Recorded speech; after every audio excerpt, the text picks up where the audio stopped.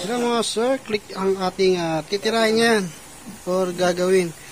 Issue nito kasi mga sir ay kapapagawa pa lang ilang araw na? Ilang araw to? 4 na araw na to mga sir na pinagawa sa ibang shop. Ayan, papansin nyo, hard starting. Isa rin kasi sa hard starting yan kapag medyo hindi maganda yung pagkaka-top dead or pagkaka-timing sa ating sa sprocket cam ang magneto.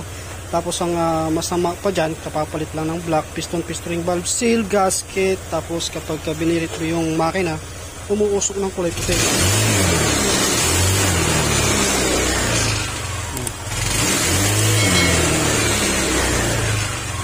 Okay sana kung bibiritin mo siya ng malamig yung makina, walang usok. Magkakaroon lang siya ng usok kapag mainit na. Mga problema nun, mga valve seal lang. Kaso ito kasi kanina pa ito nakatambay. Pag binirit mo siya, kahit malamig yung makina, binirit mo siya, umuusok. Ibig sabihin may problema sa piston ring, block, gano'n ang issue nito.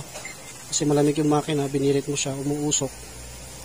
Maaaring nagkatapat yung gap ng ring. Isa rin yan sa mga kung bakit umuusok. Kaya kapag naglalagay kami ng piston, sinisigurado namin na dapat yung gap ng piston ring.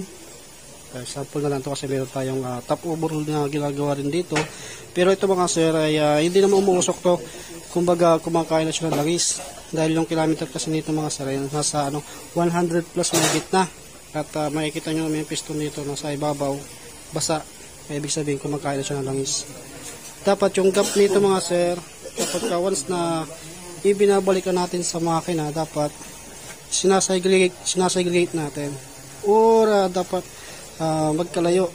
Example natin, dito habang hindi pa nakakabit sa motor, ayan, at sinegregate natin, kaso nung pinagbalik natin, minsan nagagalaw yung piston, umiikot yung ring.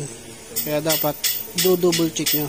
Ngayon, para malaman natin talaga kung ano yung problema nito, kailangan natin kalasin yung cylinder head piece, yung pati yung block mga sir, habang itatap overhaul natin para makita natin kung ano yung problema nito, kung bakit umuusok kahit bago na yung block, piston ring. Kaya pag-ihiwalayin natin to. Kaya ito pala mga sir, para natin pag-ihiwalayin to. Iaangat lang natin yung center stand, tatanggalin natin yung side stand na tuloy sa may ibabaw, tapos tutungo yung makina. Parang same dun sa kabila ng ginagawa natin. Kailangan kasi natin kalasin to kasi umuusok. Yan. Basta pagka nagkakalas kayo mga sir, i-double check nyo lagi. Yung mga pisang maliliit dapat nakasegregate na habang kinakalas ninyo, kasi baka mamaya pagbalik ninyo, iba na yung may ilalagay yung tornilyo. Example nito mga sir. Yan. Iba na yung nakalagay na tornilyo. At may washer na rin siya. Kaya dapat i-double check nyo or i-segregate nyo maayos. Yan, bali kakat natin yung video. Doon na lang tayo sa part ng nung tatanggalin na natin tong block sa cylinder head. Ito mga sir, tanggalan natin yung stud bolt na 4 at meron pang tornilyo rito na mahaba, abot yan doon sa dulo. At tanggalin nyo rin yung allen rings dito, size 4 yung kanyang size, para mahugot na natin to. Siyempre, tatanggalin nyo rin to. Para pagka hinugot natin siya, hindi siya tatama dito sa chassis niya. Tapos huhugutin na natin. Yan, pag natanggalan natin ignition coil, dito tayo magtutusok. Dito sa part dito, kasi meron dyan. Huwag nyo tutusokin dito mga sir, kasi maisira yung yung block saka yung head. Huwag nyo tutusokin yan.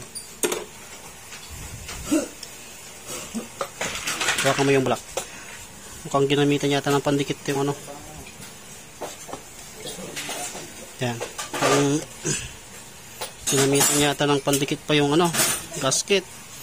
Ayan mga sir, kapag once na nagtatak overhaul tayo, napaka-importante na dapat ito laging bago mga sir. Kasi kapag binalik nyo yung uli at nilagyan nyo ng gasket na ganyan, sa katagalan maghahalo yung langis sa kakulan. Kung hindi maghahalo, yung pressure ng makina o yung coolant pupunta yan sa sa radiator. Magugulat na lang kayo bakit overflow yung kulan. Tapos bagong kalas pa lang natin itong mga sara, sa ibabaw pa lang kita natin may langis na agad. Yan, na dapat wala po siyang langis dyan sa ibabaw. Yan may langis na. Kaya kahit malamig yung makina mga sir, umuusok na agad. Ito yung cylinder head nya. Yan, basang basa. Parang sablay nga yung pagkakatirada mga sir. At ewan ko, nagkabaranggayan na yata daw sila ni sir, may-ari nito. Yan, nilagyan ng gasket. Pagkakatansya ko dito, ibinalik lang ulit dati yung luma niya. At ang ginawa rito, parang niliha to ng 1,000, tapos nilagyan ng sealant na dapat hindi na dapat nireremedyohan to. Pinapalitan ng bago kaagad. Ito niremedyohan lang to Kita naman yung pagkakaliha sa gasket. Dapat hindi na binalik yan. So yan, sa number 1 nasa Blay. Hugutin na natin yung black. Yan mga sara, meron na siyang langis. Head pa lang yung tinatanggal natin, may langis na kaagad. Okay, hugutin natin. Siya nga pala mga sara, kapag maghuhugot kayo ng black, ugaliin yung hanginan dito sa ibabaw. Kasi pumupundo yung mga buhangin dito sa ibabaw. Kung ang gagawin lang din naman natin, tap o borehole lang, para makaiwas tayo dun sa dumi na bumagsak dun sa loob ng makina. Kaya hahanginan nyo muna. Ito, tatanggalin na natin.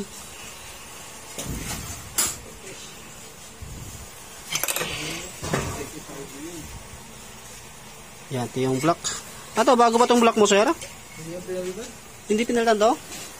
Sablay nga talaga to. Ano lang, rin lang. Uy. Saka bulb seal. Hindi obra yun. Hawakan mo nga.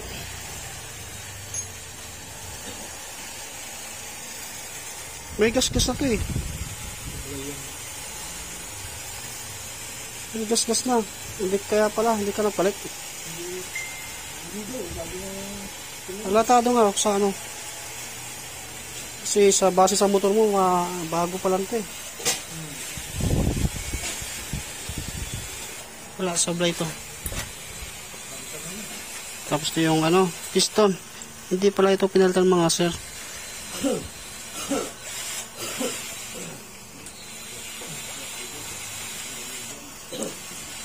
Hindi rin pinalitan tong piston mo.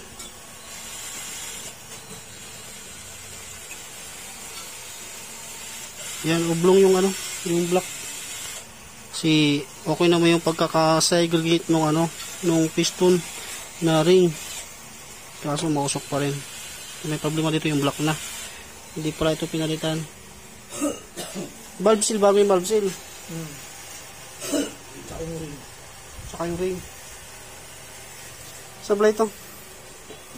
Palit ka ng black piston, tapos ring. Ito yung pisang gagamitin natin mga sir. Dito sa ating Click 125. Yan, ito yung kanyang piston ring. At ito naman yung piston na gagamitin natin. Lahat po yan mga genuine parts. At hindi tayo gumagamit ng aftermarket. At siyempre dalawang valve seal. Mawala naman yung valve seal kahit na pinalitan na yung valve seal na nung unang gumawa. Papalitan pa rin natin. Kasi hindi natin alam kung okay ba yun or hindi. Kaya mas maganda, umulang naman yung valve seal mga sir. Palitan na natin. Tapos ito yung dapat na hindi na natin dapat nire-retoke. Yung gasket na to, kapag ka nagtatap overhaul tayo, matik po na dapat bago to.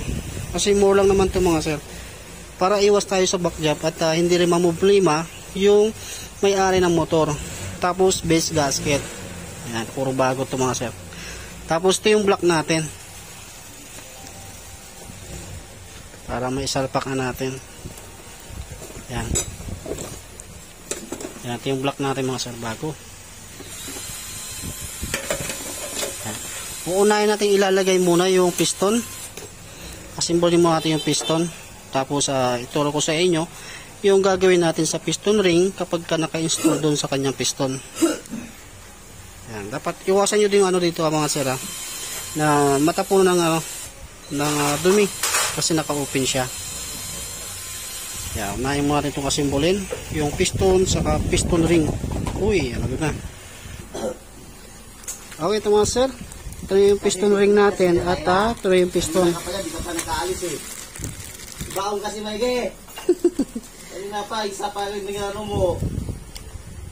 Oy, baong mo yan. Ito yung yan. Yan, ito yung piston ring natin mga sir. Kapag 125 yung motor natin mga sir Baong mo sila kasabo. Oy, ingay nyo. Uunahin natin ito mga sir. Kapag 125 yung unit natin mga sir, dapat yung bibili yung visa dapat pang 125 din. Yan, tingnan nyo na lang itong yung code. Yan. Kasi mamaya, siyempre hindi natin masabi, baka mamaya iba yung maibigay sa atin. Madudubli tayo, lalo pag nabuksan na natin. Hindi na natin may sasauli. Yan, sunod yung yung oil ring na manipis. Yan, uunahin ko sa ilalim.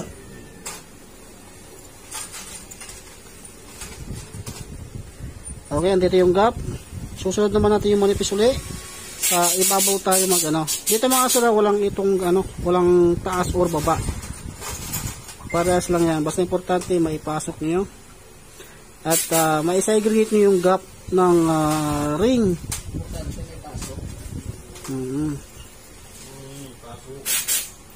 Yan, dito sa gap na yan, kahit na magkalapit sila, pwede yan mga sir. Yan, example natin to. Ito yung gap. Yan, kahit magkalapit yan mga sir, pwede yan. Huwag lang magkakatapat. Ang pinaka-importante, itong dalawang ring na to. Yung expandable ring, saka yung pressure ring. Yan, makikita nyo naman dito.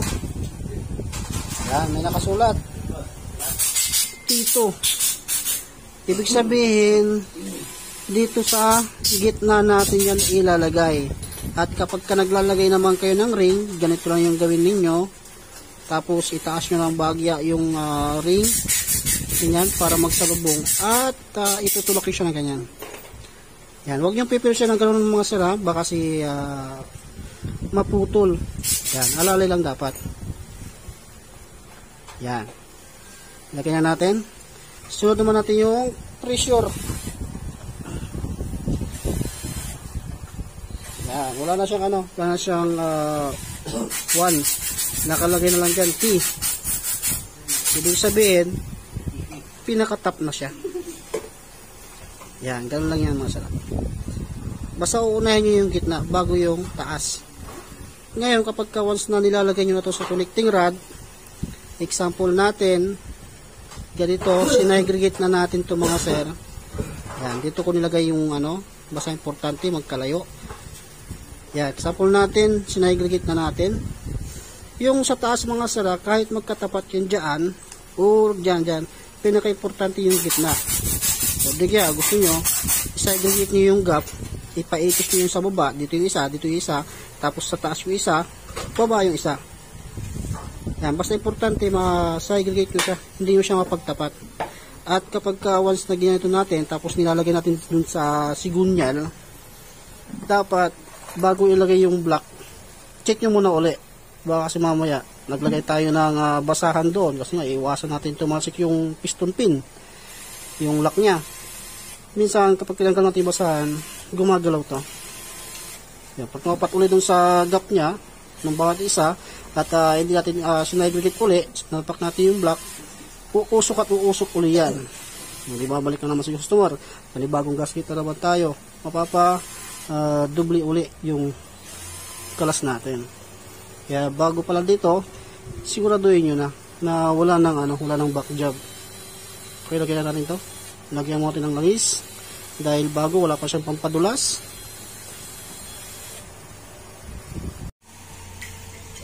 Yan, nalagay ko na yung piston. piston pin, piston lock, at galayan nyo maglagay ng basahan ito mga sir, kasi hindi natin masabi kapag once na nagkamali tayo ng pagkakalagay ng piston pin lock at tumalsik dun sa loob ng makina, hindi natin makita dito or makita dahil dito sa ilalim, matik po yan na magkakalas ulit tayo ng crankcase. Mapapadubli yung gastos natin, dadami yung trabaho natin, ganyan. Kaya dapat maglagay kayo ng basahan na ganito. At tapos bago nyo ilagay yung block, i-double check nyo uli yung yung ring. Kailangan may tuwin nyo uli siya mga sir, at hindi dapat magkatapat yan.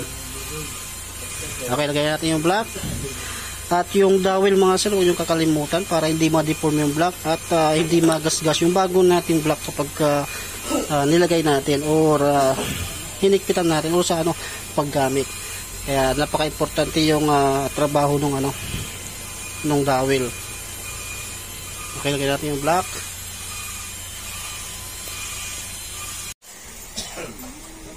Yan na mga sir, lagay natin yung block, base gasket, tapos cylinder gasket. So, na napaka-importante na yan, laging bago mga sir. Tapos yung dowel, huwag nyo kalimutan para hindi ma-deform, kasi napaka-importante yung dowel na yan para saktong-sakto doon sa butas dito ng ating daanan ng kulan. At ayan, ilagay na rin natin yung sprocket cams. Magbasihan kayo dito sa magneto, top dead nyo dito. Ito, tapat nyo dito. Yan. Tapos, ganito yung kalabasan niya. So,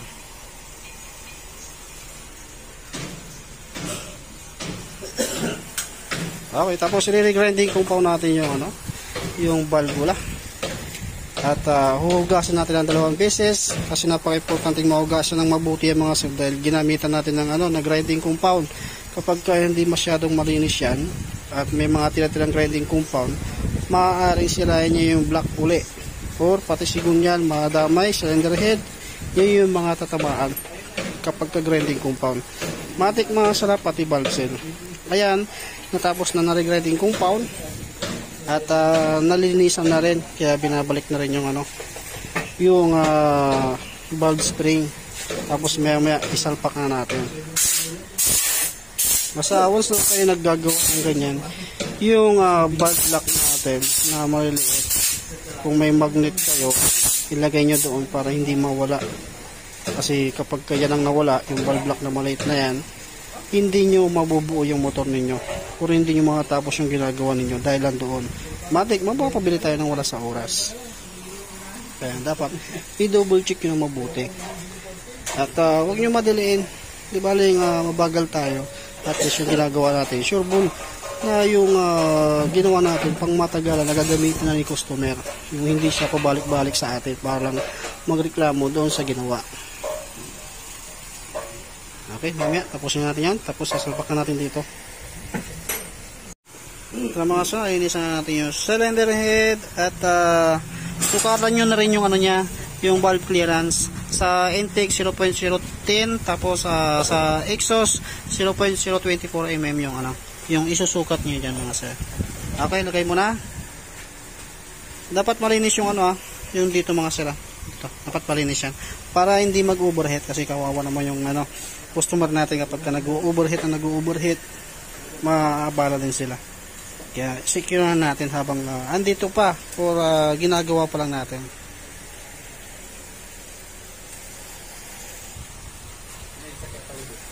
Okay, yan mga sir, na tornilyo na natin, hihigpitan na lang to. At yung tornilyo ng sprocket cam natin, wag nyo pong kakalimutang higpitan yan mga sir. Pag once na nakalimutan nyo yan, yun nandito, kung nakalimutan nyo yan, baka mamaya magulat kayo mga sir. Mayroong maingay kahit bagong ayos lang natin, bagong gawa lang natin, marinig nyo, maingay. Kaya wag nyo kakalimutang higpitan yan, alin na rin sa 4 yung size. Siyempre, top dead nyo ulit, check nyo ulit kung tama yung pagkaka-top dead ninyo. Pagka once nagkamali kayo ng top dead, hindi nyo po yan mapapaandar. Aandar man siya, mamamatay-matay, walang minor. Tapos, water pump mga sir, dapat i-top dead nyo muna. May guide po yun mga sir para hindi kayo malito. nakatap din kayo sa sa sprocket cam or sa camshaft, tapos yung water pump natin mayroon din kuntil doon, itap din nyo rin yun pag tapatin nyo, para pag binalik nyo siya ng ganyan, hindi nyo na kailangan pang pukpukin, para hindi kaya hindi masira yung ating water pump, kasi napakahirap naman pag umusad yung yung mismong pan dun sa loob, pagsisimula ng linkage or di kaya overheat siya. Kaya i-guide nyo, itapat nyo lang, may mga guide yun mga sir, para hindi kayo malito. Okay, ito na mga sir, i-break na natin yung upuan nya at change na rin natin to maya maya. At ito, paandar natin uli kasi kanina pa naman tumaandar eh. Okay, nawala na yung yung usok niya mga sir. Kasi normal yan mga sir pag galing sa usok. Mayroon pa rin konti yan. Napaandar na natin, nalusaw na yung langis nung sa tambucho, kaya nawala na siya. Tapos i-diagnostic tools natin. I-reset mo kasi natanggal tayo ng mga ng mga sensor. Kaya i-reset natin. Tapos check up natin yung yung speed sensor niya para makita natin kung sakto ba yung yung minor.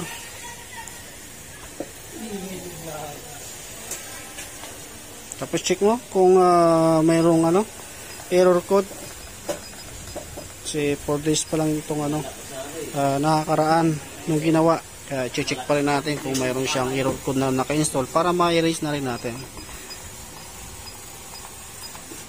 Ayan, wala naman. Sa current DTC. Ito sa current. Wala, okay. Sige, mo na lang. Reset mo na lang. Ayan, maganda kasi yung nire-reset natin mga sir para magta-timing yung yung TPS at dito sa sa injector natin pupunta sa computer box para hindi lumakas sa gas. Okay, paandarin mo. Yung nag-VR ko mong last ba? Yung nag-VR sa akin. Dapat mga sir 1,500 or 1,700 mga ganyan. Basta hindi babagsak ng ng 1,400 kasi yan 1,500 na RPM plus 200 dapat maglalaro lang doon sa 500, 1.5 to 1.7. Yan dapat maglalaro yan kasi hindi natin mapapafix yan ng steady sa 1,500 to 1,600. Yan, okay na yan. Okay, tapos i-change lang natin to. Yan, tapos na rin tayo. Hindi ko na i-video yung pag-change ng mga sira. Yan. Okay na, bihit pa ulit.